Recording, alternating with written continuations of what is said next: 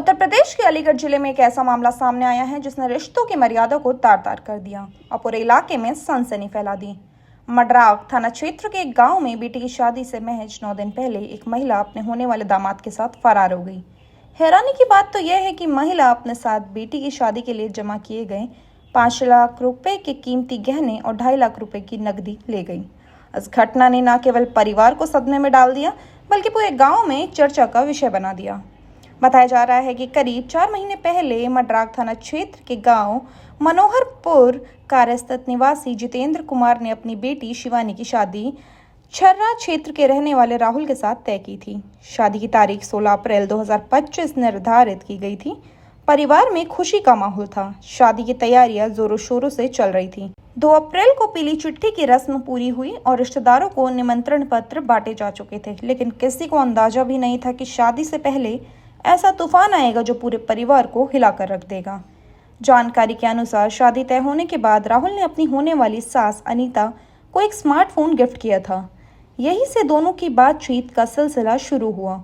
शुरुआत में यह बातें सामान्य लगी, लेकिन धीरे धीरे यह संपर्क इतना गहरा गया कि दोनों 20-22 घंटे फोन पर बात करने लगे।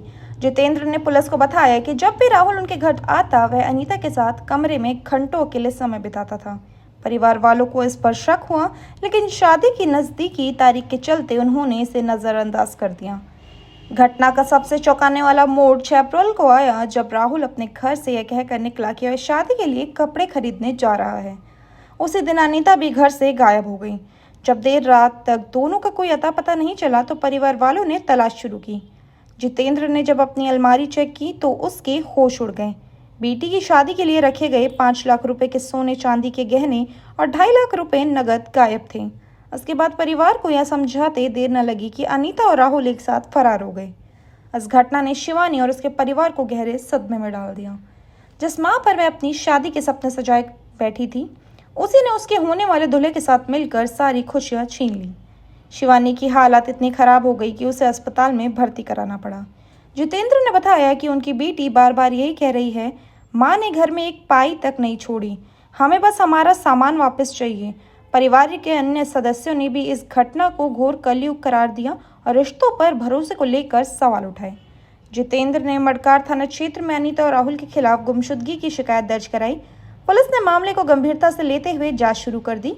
शुरुआती जांच में दोनों के मोबाइल फोन की लोकेशन उत्तराखंड के रुद्रपुर में ट्रेस की गई। मडराव थाना क्षेत्र के प्रभारी अरविंद कुमार ने बताया कि पुलिस ने सर्विलांस की मदद से यह पता लगाया कि दोनों बस के जरिए अलीगढ़ से उत्तराखंड गए थे। इस पुलिस टीम की तलाश में रुद्रपुर रवाना हो चुकी है।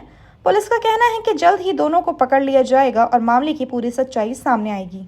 इस बीच जितेंद्र ने पुलिस को बताया कि जब उन्होंने राहुल को फोन किया तो पहले उसने इधर उधर की बातें की, लेकिन बाद में उसने साफ कह दिया, हाँ आपकी पत्नी मेरे साथ है, आप उसे 20 साल तक रख चुके हैं, अब उसे भूल जाइए। इस बयान ने जितेंद्र को और आहत कर दिया। उन्होंने कहा कि उनकी पत्नी और दामाद की इस हरकत ने न केवल उनके परिवार को तोड़ा बल्कि समाज में उनकी इज्जत को भी ठेस पहुंचाया। यह अनोखी प्रेम कहानी अब पूरे अलीगढ़ में चर्चा का विषय बन चुकी है।